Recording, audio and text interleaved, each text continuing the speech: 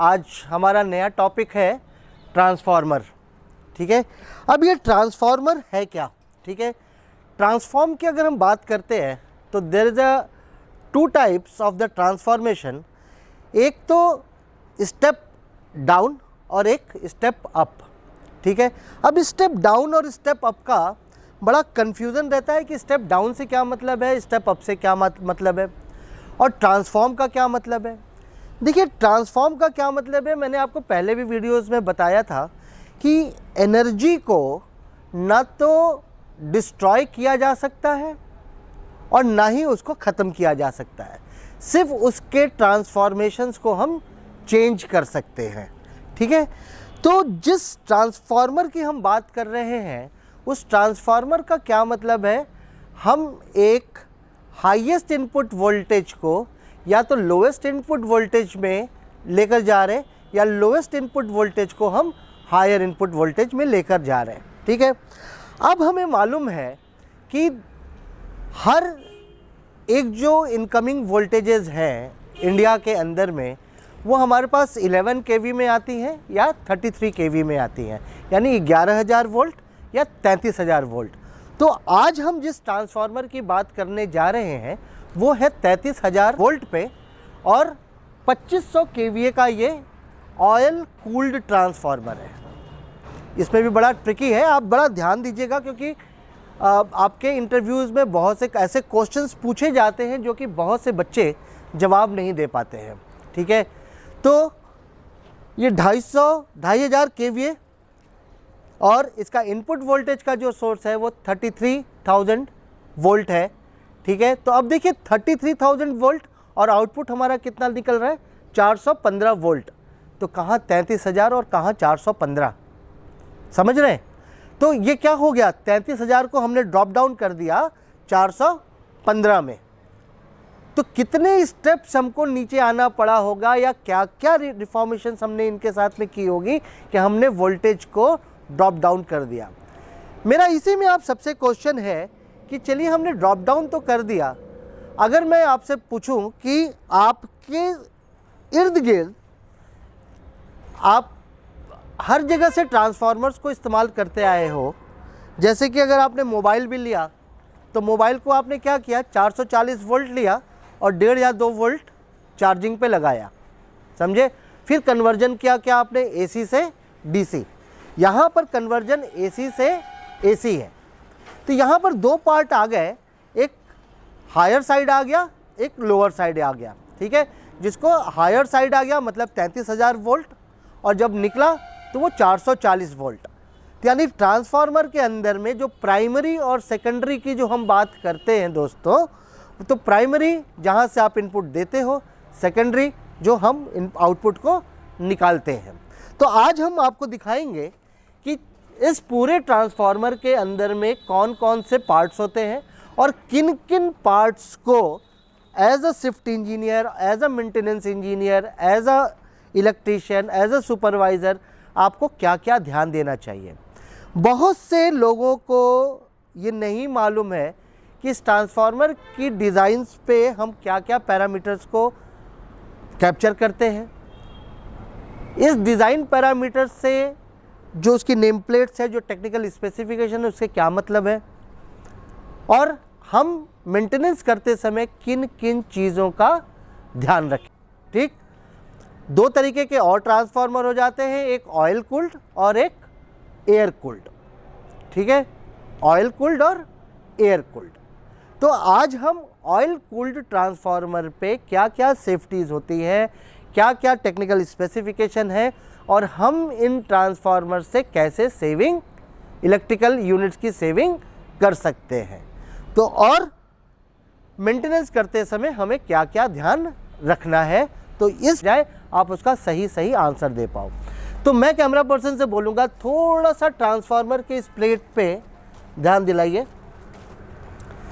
हम एक एक पॉइंट पे बात करेंगे। ठीक है, एक एक पॉइंट पे बात करेंगे। तो सबसे पहले हम देखेंगे कि इसका केवीए कितना है, 2500 केवीए। ठीक है, 2500 केवीए। अगर इस ट्रांसफार्मर पे कोई भी लोड नहीं चल रहा है तो ये 33,000 यानी 33 kV का ट्रांसफार्मर है, जो कि प्लस 20% यानी 3,300, मतलब 33,000 में 10% ऐड कर लीजिए 3,300, ठीक है। तो ये 36,600 और माइनस 20% आप कर लीजिए, यानी इसका जो वेरिएंस है वो 33,000 से 10% हायर और 20% लोअर पे काम करेगा, ठीक है। अब जो हम HV और LV साइड की बात कर रहे हैं दोस्तों, यहाँ पर देखिए हमारा इनपुट वोल्टेज क्या है 33,000 और आउटपुट वोल्टेज क्या है 433, यानी हायर साइड पे ये जो 43.73 या और LV साइड पे 333.5, इसका मतलब है दोस्तों कि अगर हम 33,000 को 433 से डिवाइड कर दें तो जो उसका आंसर आएगा, यानी उसका मतलब यह है कि 1 एम्पियर करंट अगर आपकी हायर साइड पे चल रही है तो उसका मल्टीप्लिकेशन जो आएगा वो आपका लोअर साइड का आएगा। तो ये हम आपको अभी थ्योरी करके बताते हैं, ठीक है। अब देखिए जो इसका प्राइमरी साइड है ये डेल्टा है और इसका जो सेकेंडरी साइड है वो स्टार है। मैंने अपने पुराने वीडियोस में भी आपको बोला था कि हम ट्रांसफार्मर की प्राइमरी साइड स्टार क्यों नहीं रख सकते और डेल्टा क्यों नहीं रख सकते, तो इसका मैं अभी आपको आंसर बताता हूँ, ठीक है। अब देखिए इसके नीचे आ जाइए, तो अगर आपको देखेंगे तो इसमें लिखा हुआ है कूलिंग ओनैन, ठीक है। अब इसका ओनैन का क्या मतलब है कि oil naturally cooled and air naturally cooled, ठीक है। ओनैन का मतलब है ऑयल नेचुरली कूल्ड और एयर नेचुरली कूल्ड, मतलब जो इसमें ऑयल है वो नेचुरली टाइप से एयर से कूल हो रहा है। और कूल कैसे हो रहा है ये भी दिखा देता हूँ मैं। जब ये ऑयल ये फिल्स में आता है, तो ये फिल्स का क्या मतलब है भैया, इसके अंदर में ट्यूबिंग्स है, ये देख रहे हैं ना आप, इसके अंदर में ट्यूबिंग्स है। और जब एयर आती है तो एयर इन्हीं फिल्स के अंदर से गुजरती हुई जाती है, जो कि नेचुरल ड्राफ्ट है। इसमें मैंने कोई पंखे नहीं लगा रखे हैं, जो एयर आई इसके बीच से गई और इसके अंदर जो ऑयल ट्रेवल कर रहा है वो नेचुरल तरीके से एयर के साथ में मिक्सअप होके ठंडा हो रहा है। तो ये प्रोसेस जो है कॉन्टिन्यूसली चलता रहता है। तो अब आपको ओनैन का मतलब समझ में आ गया होगा, क्योंकि बहुत से क्वेश्चन इंटरव्यूज़ के क्वेश्चंस में ओनैन के बारे में पूछते हैं। तो oil natural and air natural, ठीक है। नेक्स्ट फेज पे हम आते हैं। इस पे देखिए आपको जो वेक्टर ग्रुप जो दिया हुआ है, ये लिखा हुआ है DYN11। बहुत ही अधिक इंटरव्यूज़ में जब शिफ्ट इंजीनियर्स या किसी भी इंटरव्यूज़ में जब ये क्वेश्चन पूछा जाता है तो सारे लोग या तो छत देख रहे होते हैं या तो ज़मीन देख रहे होते हैं। तो मेरे दोस्तों DYN का मतलब है जो हायर साइड है वो डेल्टा, जो लोअर साइड है वो स्टार, और चूँकि न्यूट्रल हम इसके साथ में ले रहे हैं तो डेल्टा और स्टार और न्यूट्रल का कॉम्बिनेशन है DYN। अगर हम इसी को YDN कर देते तो इसका प्राइमरी साइड क्या होता, वो होता स्टार, सेकेंडरी साइड क्या होता डेल्टा और उसके साथ में न्यूट्रल। अब आ गया 11 क्या है भाई, ये DYN 11 क्या है, तो 11 का मतलब है दोस्तों, आपने घड़ी देखी होगी, उस घड़ी में छोटी वाली सुई अगर 11 पे है और बड़ी वाली सुई 12 पे है तो कितने डिग्री का फेज एंगल बनाएगी, कितने डिग्री का, 30 डिग्री का फेज एंगल बनाएगी। यानी जो ये हमारा ट्रांसफार्मर है जिसका वेक्टर ग्रुप DYN11 है, इसका मतलब है ये delta star neutral with 30 degree of a phase angle, ठीक है। तो ये DYN11 के बारे में आपने समझ लिया। अब हम उसके नीचे पे आते हैं और देखते हैं इम्पीडेंस वोल्टेज। इम्पीडेंस वोल्टेज का क्या मतलब है, इम्पीडेंस वोल्टेज परसेंटेज का क्या मतलब है, मैं आपको बता दूं। अगर आपने इंजीनियरिंग की है या डिप्लोमा किया है, तो जब भी आपने एक एलसी सर्किट्स को बनाया है जिसमें हायर साइड और लोअर साइड, अगर हम लोअर साइड को शॉर्ट कर दें और यहाँ से इनपुट वोल्टेज को पुश करें, ठीक है, तो जो इसकी हाईएस्ट कैपेसिटी है इस ट्रांसफार्मर की, जब ये फुल लोड करंट पर आएगा तो कितने % लॉस को वो डिफर करेगा, ठीक है। तो इसका परसेंटेज है जो IS रिफॉर्म्स में दिया गया है, एक सर्टेनिटी ऑफ द चार्ट है, वो चार्ट मैं अपने थ्योरेटिकल वीडियोस में लेकर आपको दिखाऊंगा, बट इसका जो इम्पीडेंस परसेंटेज है वो है 6.70%, ठीक है, 6.70%। तो 6.70% का क्या मतलब है इम्पीडेंस का? अगर ये मेरा फुल लोड करंट पे चल रहा है ट्रांसफार्मर, ठीक है, तो जो वोल्टेज ड्रॉप है वो 6% का वोल्टेज ड्रॉप होगा, ठीक है, 6% का वोल्टेज ड्रॉप होगा, मतलब ये इसकी हाईएस्ट कैपेसिटी मार्क्स है। अब आपने अगर इसको समझ लिया तो मेरे हिसाब से आपने आधी चीज़ें ट्रांसफार्मर के बारे में समझी हैं। हम थोड़ा सा और आगे कैमरा पर्सन्स को बोलेंगे कि थोड़ा सा आप ये वाइंडिंग की पोजीशनिंग को दिखाइए। इस पोजीशनिंग में अगर आप देखेंगे तो 1 2 3 4 5 6 7 8 9 से लेके 16 तक की पोजीशन दी गई है, ठीक है, 16 तक की पोजीशन दी गई है। और ये 16 तक की पोजीशन आपको ये दर्शाता है कि अगर आपका टैप पॉइंट, अगर आपका सेलेक्टेड टैप पॉइंट अगर 7 पे है तो इस 7 का क्या मतलब है, या टैप पॉइंट आप सपोज कर लीजिए 1 पे है, तो ये 1 पे अगर ये ट्रांसफार्मर रहेगा तो 26,400 वोल्ट आउटपुट देगा। 2 पे रहेगा तो 27,060 का वोल्टेज देगा।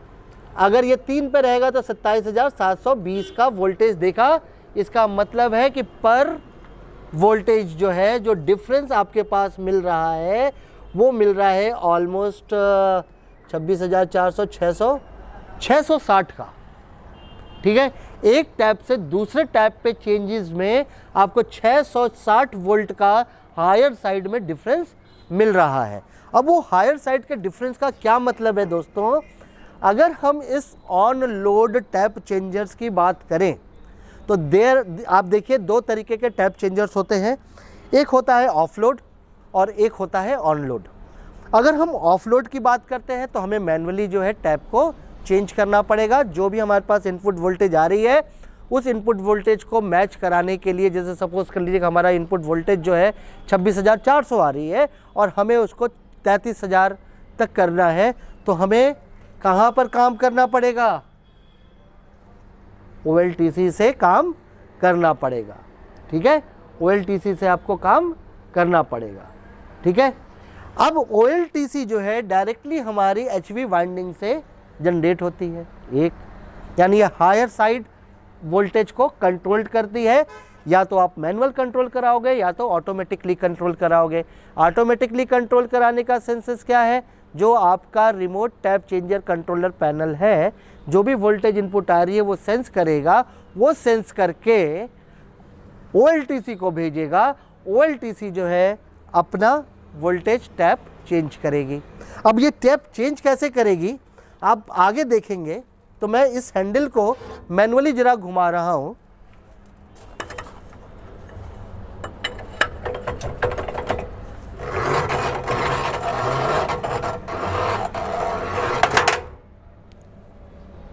कितने पर आ गया? 3 नंबर पे।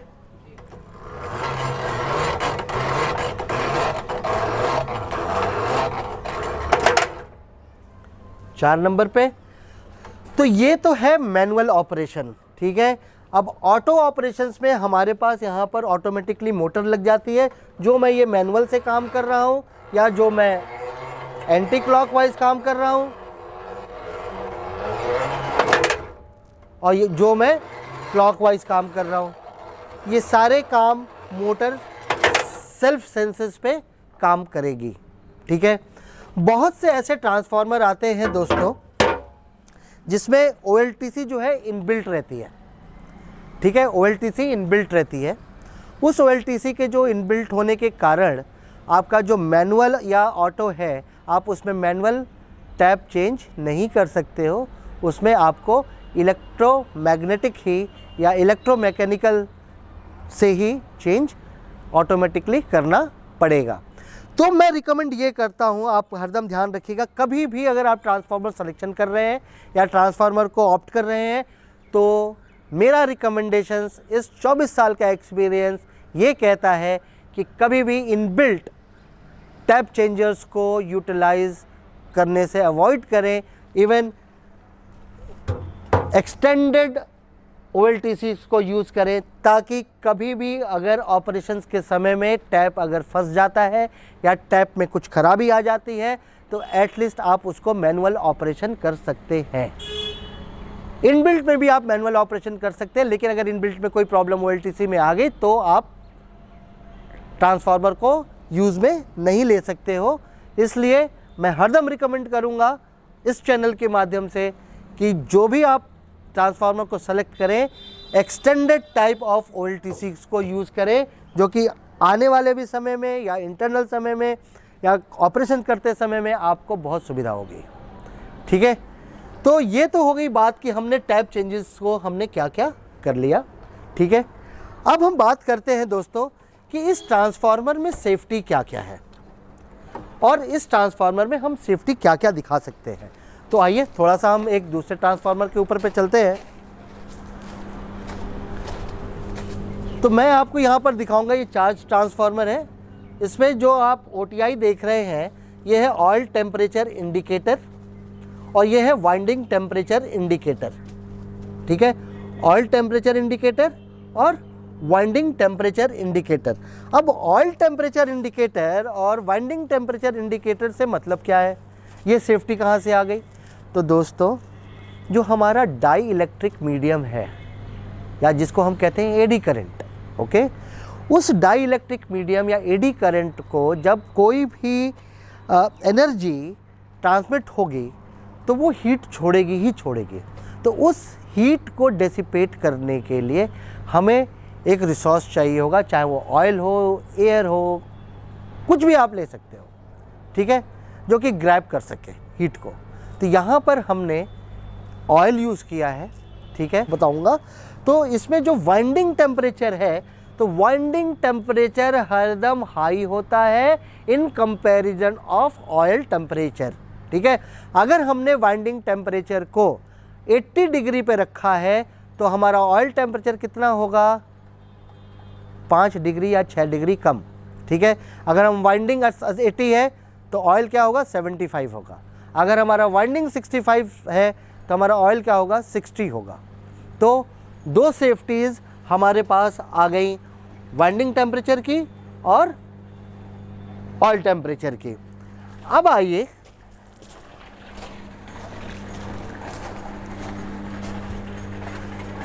कंजर्वेटर और इसके बीच में हमारे पास एक बकॉज रिले लगी है। यह है बकॉज रिले। बकॉज रिले का क्या मतलब है? बकॉज एक साइंटिस्ट थे, ठीक है, उन्होंने इस रिले को इन्वेंट किया और इन रिगार्ड्स हमने इस रिले का नाम दिया बकॉज। ठीक है, बहुत से मैं R&D कर रहा था तो मुझे बड़ा अजीब सा लगा कि लोगों ने बकॉज रिले के बारे में बताया कि मैंने बकॉज रिले इज़ अ सेफ्टी, जो कि अगर ऑयल के बीच में कुछ भी डिफ्लेक्शंस होती है तो ऑलमोस्ट ट्रिप कर जाएगा। तो मेरे दोस्तों, मैं आपको थोड़ा सा करेक्ट कर देता हूँ। बकॉज रिले का जो प्रिंसिपल है, सबसे पहला प्रिंसिपल ये है कि अगर कोई भी वैक्यूम या ड्यूज जनरेट होती है तो सबसे पहले बकॉज अलार्म देता है, आपको चेतावनी देता है। अगर उस चेतावनी पे अगर आपने कंट्रोल कर लिया तब तो ठीक है, और नहीं तो अलार्म देने के बाद तब कट ऑफ होता है। ठीक है, पहले अलार्म देता है और फिर कट ऑफ होता है। तो इसका पूरा प्रिंसिपल हम आपको थ्योरेटिकल में बता रहे हैं, इसकी कैलकुलेशंस भी है, कैसे काम करता है। ये एक तरीके का फ्लोटर वॉल्व है। कि अगर कोई जनरेशन, ठीक है, वैक्यूम या आपका ड्यूस जनरेशन हो जाती है, ठीक है, तो वो क्या करेगी, एक प्रेशर बिल्ड करेगी। जब वो प्रेशर बिल्ड करेगी तो ये जो फ्लोटर है, ये फ्लोटर क्या करेगा, उठता हुआ जाएगा, इस पॉइंट पे आके टच करेगा, अलार्म देगा, फिर भी अगर आप नहीं देते हो इस पॉइंट को आगे बढ़ता जाएगा और एनसी पॉइंट पे चला जाएगा और एनसी पॉइंट पहुंच के वो ब्रेकर को ट्रिप करा देगा, ताकि ट्रांसफार्मर के अंदर में किसी भी कारण से कोई व्यवधान आया है तो इसमें आगे और रुकावट ना पड़े या जले ना, इसलिए हमने बकॉज रिले को as a safety device use किया है। बहुत मज़ेदार बात मैं आपको बताता हूँ, बहुत से साइटों पर, 2-3 साइटों पर मैंने देखा कि जो प्रोजेक्ट सर्विस कंपनीज़ हैं वो बकॉज रिले को उल्टा लगा देती है, ठीक है। तो बकॉज रिले को जब भी आप as a shift engineer, as a engineer, as a technical manager कभी भी काम करें तो बकॉज रिले पे एक, देखिए इधर आइए, आपको दिखाऊंगा ऊपर की तरफ, ठीक है, ऑयल का जो फ्लो है जो वो हरदम कंजर्वेटर की तरफ दिखा रहा है, यानी बकॉज रिले को सीधे लगाना है या टेढ़े लगाना है, ठीक है। तो जो उसका एरो मार्क है वो कंजर्वेटर की तरफ पर है, और कंजर्वेटर का मतलब है कि बकॉज रिले की पोजीशनिंग किस तरफ होनी चाहिए, ठीक है। नहीं तो ऑयल का जो फ्लो है उसके अपोजिट में अगर आप लगा दोगे तो बकॉज रिले काम नहीं करेगा। ये है हमारा कंजर्वेटर, ठीक है। कंजर्वेटर का क्या मतलब है कि हमने इसमें क्या किया है, ऑयल भरा है, ऑयल का मूवमेंट अप्स एंड डाउन्स होगा, गर्मियों में बढ़ जाएगा, सर्दियों में घट जाएगा, तो ये इसको टॉप अप करने का काम करता है। तो आप ये ज़रूर ध्यान रखिएगा कि कभी भी कंजर्वेटर को 100% पे मत फुल करिएगा ऑयल से, हरदम 3/4 यानी आधा और आधे का आधा, ठीक है। अगर हम एक सर्किल को 4 पार्ट में बना देते हैं, 1, 2, 3 और 4, तो इस कंजर्वेटर में अगर जितना भी ऑयल, अगर 100 लीटर ऑयल आ रहा है तो सिर्फ आपको 75 लीटर ही ऑयल डालना है। अदरवाइज़ अगर ये फुल हो गया तो फिर आपका अंदर में वैक्यूम जनरेट कर देगा और आपकी सारी ट्रिपिंग्स को स्टार्ट कर देगा, ठीक है, और ऑयल आपका फ्लो होने लगेगा, ठीक है। तो कंजर्वेटर में देखा, कंजर्वेटर के नीचे आपने देखा ये एक ब्रीदर है, ठीक है। ब्रीदर के अंदर में क्या है, सिलिका जेल है। अब ये सिलिका जेल की पोजीशनिंग देखिए दोस्तों कि आखिर इस ब्रीदर का काम क्या है, ठीक है। इस ब्रीदर का वही काम है जो सांस और बहू का है। सांस अगर हार्ट है तो बहू लंग्स है, ठीक है। अगर हार्ट आपका चल रहा है, पंपिंग कर रहा है, तो उसको एयर की ज़रूरत पड़ेगी। तो अगर हमारी बॉडी में देखें तो देखिए हर एक प्रिंसिपल अपनी बॉडी के हिसाब से बनाई गई है। तो अगर हार्ट अगर पंप कर रहा तो उसको एयर जो है लंग दे रहा, ठीक है। अगर ये ट्रांसफार्मर हमारा एनर्जाइज है तो इसको भी हमें एयर लेने की ज़रूरत है। अदरवाइज़ अगर एयर नहीं मिलेगी तो क्या होगा, वैक्यूम जनरेट हो जाएगा। वैक्यूम जनरेट हो जाएगा तो ऑयल मूव नहीं करेगा, ऑयल मूव नहीं करेगा तो ऑयल स्टेगनेंट रह जाएगा, ऑयल स्टेगनेंट रह जाएगा तो हीट ऑटोमेटिकली उत्पन्न हो जाएगी, ठीक है। तो ये सर्कुलेशंस ऑलमोस्ट चलता रहेगा। तो ये हम ब्रीदर की तरह यूज़ करते हैं, तो ये ट्रांसफार्मर की नाक बोल सकते हैं, ठीक है। तो अगर आप इसको नीचे देखोगे इसका, तो जो एयर हमारी यहाँ से सक हो रही है, बहुत लोग जो है वो उस पर ऑयल जो है निकाल देते हैं। तो अगर आप ऑयल निकाल दोगे तो पानी के ड्यूज़ ऊपर आ जाएंगे, और जब अगर पानी के ड्यूज़ अगर आपके ऊपर आ गए तो ये जो आप नीला कलर देख रहे हो ये क्या हो जाएगा, पिंक कलर हो जाएगा। तो बहुत ध्यान देना है, जहाँ पर ये पिंक कलर हो जाए वैसे ही आपको इस सिलिका जेल को चेंज करना है या रिचार्ज करना है। पिंक होने का मतलब क्या है कि ये सिलिका जेल में मॉइस्चर आ चुका है। तो सिलिका जेल की कैरेक्टरिस्टिक क्या है कि मॉइस्चर को ट्रैप कर लेता है, पकड़ लेता है, ठीक है, और अंदर अपने आप सोख लेता है, ठीक है। आइए इधर,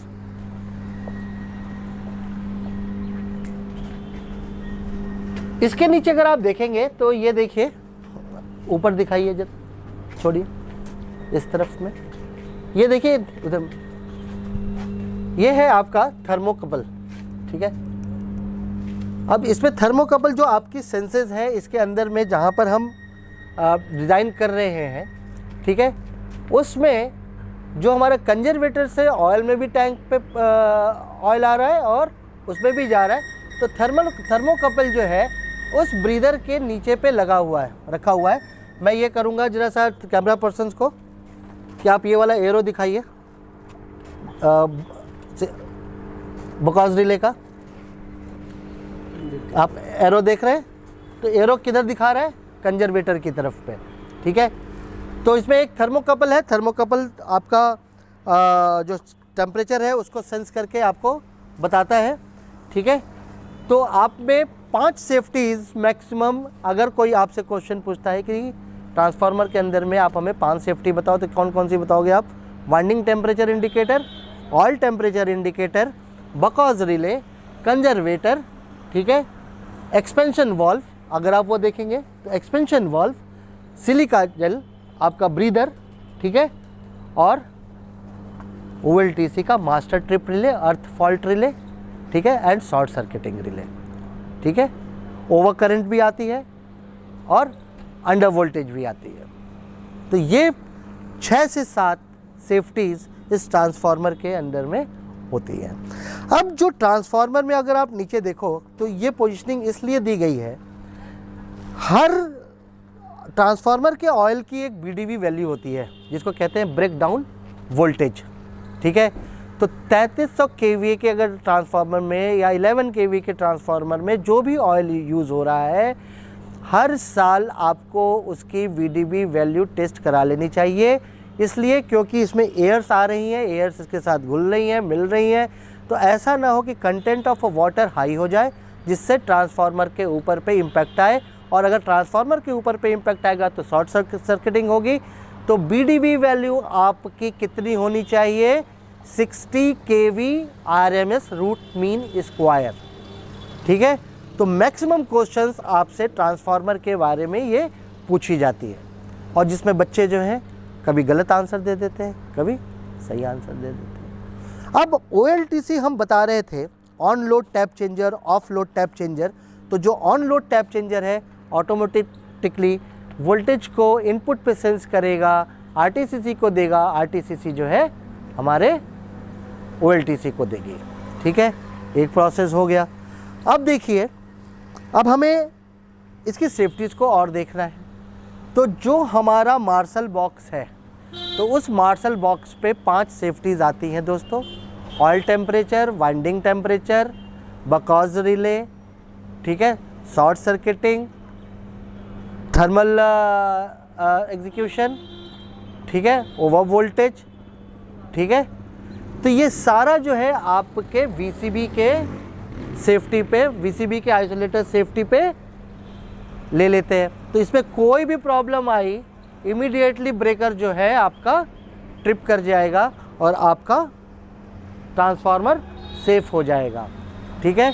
ट्रांसफार्मर में हमने स्टार और डेल्टा की बात की थी कि इसकी प्राइमरी साइड डेल्टा क्यों होती और सेकेंडरी साइड स्टार क्यों होती, क्योंकि न्यूट्रल तो हम सेकेंडरी साइड में भी दे रहे, तो हम न्यूट्रल जो है प्राइमरी साइड में दे देते।